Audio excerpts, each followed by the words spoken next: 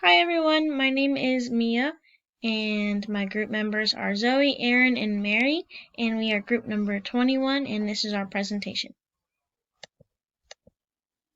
Protests that occurred in Charleston, Virginia were as a result of actions taken by local politicians after the Charleston shooting by white supremacist Dylann Roof. As described in The History and Future of the Confederate Monuments, a series of interviews carried out by journalist Anderson Cooper, the Unite the Right rally was a protest held by hundreds of white supremacists who gathered to oppose the removal of a Robert E. Lee statue in Charleston, Virginia. The History and Future of Confederate Monuments highlights the debates and contentions over what to do with these Confederate monuments. Some, such as Mayor Mitch Landrieu of New Orleans and Mayor LeVar Stoney of Richmond, have taken a stance of complete removal of these monuments from the public face. Others, such as William J. Cooper, a former professor at the University of Louisiana, states that the removal of the Confederate monuments from public spaces is a slippery slope, as there are other public figures that are revered, such as Thomas Jefferson, yet also advocated for white supremacy. Others, such as Julian Hayter, a historian at the University of Richmond, have advocated for additions to the monument, such as a placard that would give the right historical context to people viewing them. Following the events of the Charleston shooting and the Unite the Right rally, there have been numerous debates all across the country as provided in Anderson Cooper's article regarding what to do with the monuments, whether they should be removed altogether, kept but altered in any way, or whether they should remain as they are and not be touched at all. Our claim for why the Confederate monuments throughout the nation should not be removed or altered in any way is because the law protects these monuments. They serve as a reminder of our nation's history. The cultural cleansing that occurs now will have ramifications in the future as pieces of history are erased. And finally, whether positive or negative, these monuments are representations of the history of this nation. The first reason we believe that these monuments should remain where they are is because there are laws that exist that protect these monuments. Several states throughout the South, such as North Carolina, Alabama, Mississippi, Georgia, and Virginia, all have laws that protect these monuments, according to the Huffington Post. In North Carolina, Confederate monuments fall into the category of objects of remembrance and thus make it impossible for their removal. The monuments shown in this slide have been embroiled in controversy over the inscription written on it, such as, "In grateful recognition of the services of the Confederate soldiers, they preserved the Anglo-Saxon civilization of the South." Yet, despite the racist language, under North Carolina law, this monument still stands. The only way for a monument to be removed is if 2/3 of the General Assembly voted for its removal or for a state law to be passed, thus making the effort futile, and thus we believe this is a reason the monuments should continue to stand where they are. The second reason why our group believes the monuments should stay up where they are is because they let us remember those who fought in the Civil War. John Daniel Davidson, who wrote Why We Should Keep the Confederate Monuments Right Where They Are, states that the monuments serve to venerate Confederate heroes like Robert E. Lee, thereby cementing the narrative of the Lost Cause and all its misty-eyed nostalgia about the South. But there were also an outpouring of grief and remembrance for the hundreds of thousands who had died in the war. In the article, Why We Should Keep the Confederate Monuments Right Where They Are, the author explains that the monuments are not only about the Confederacy, but about more than that, which we agree with. We believe the monuments stand for the brave soldiers who decided to fight, to defend, to keep their own property or properties. Our group believes that the monuments should be kept where they are. The monuments have a lot of historical meaning and value to veterans everywhere. The monuments also tell a story and remind us how we got to where we are today. All in all, the monuments should stay where they are because they are a commemoration of those who fought in the Civil War and also for all those who lost their lives while fighting. A third reason as to why the Confederate monuments should stay where they are is because a cultural cleansing, as some would call it, is not the way we want to go.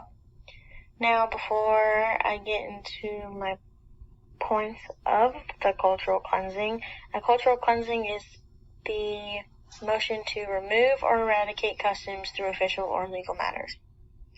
My first point is that taking away the monuments takes away the opportunity to learn for others.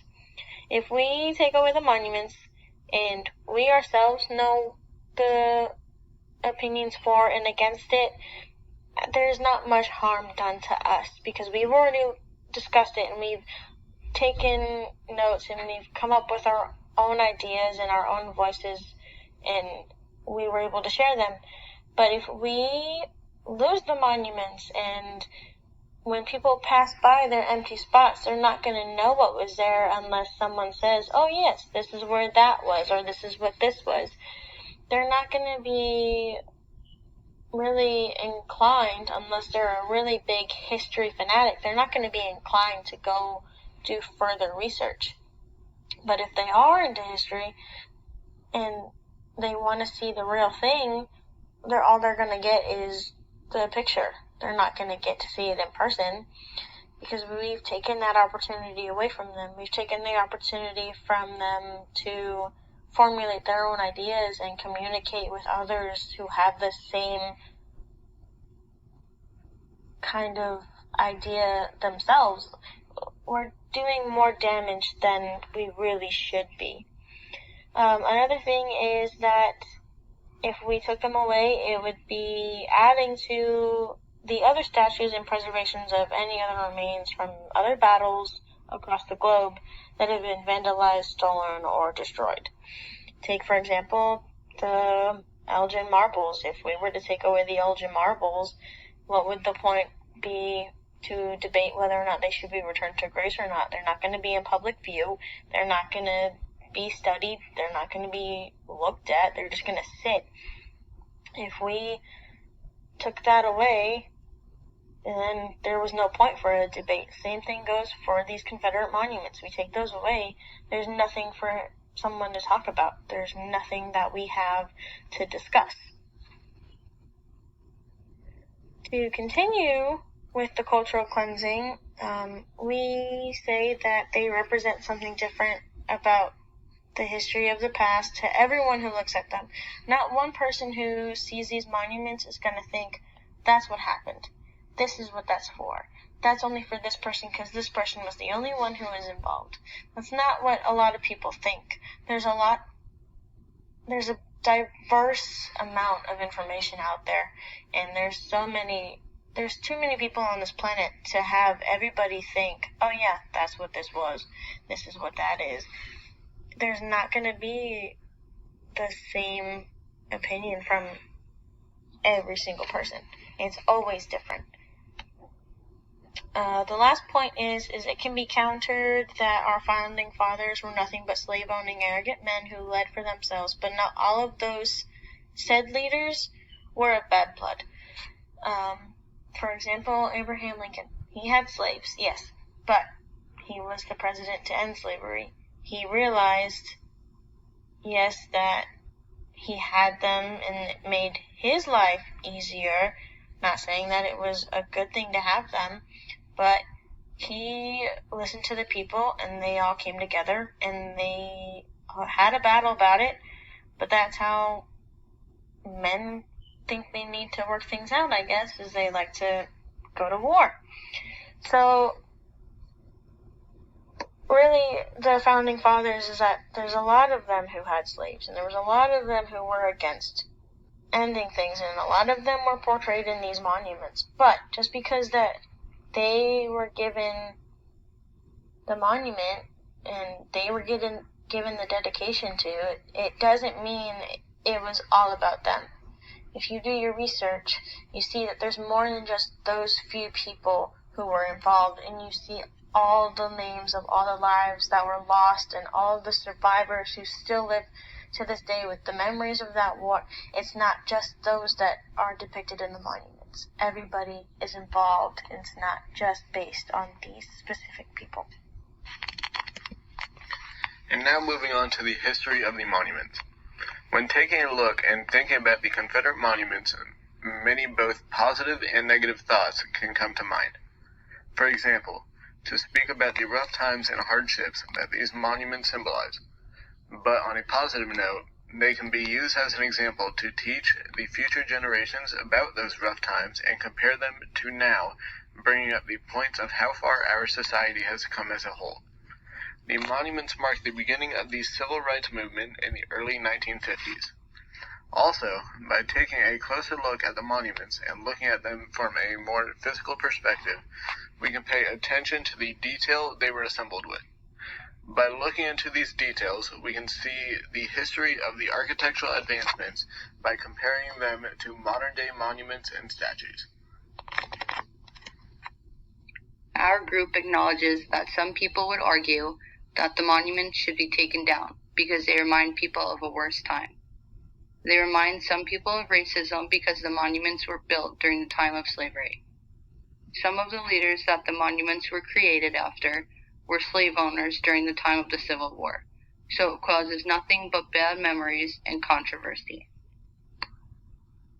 Our group believes the monuments should stay where they are because the specific laws that are in place to protect them make it hard for them to be removed. The memory it has for those who fought in the Civil War, a sense of cultural cleansing, and they are valuable pieces in American history. Other areas in need of investigation are how some people do believe that the monuments stand for racism and or represent a racist celebration of the past. In conclusion, our group believes that the Civil War monuments should not be taken down and they should be kept up exactly where they stand. And that concludes our presentation. We hope that you not only learned a little bit about our side of the debate, but you also enjoyed what we presented on the table. Thank you guys so much.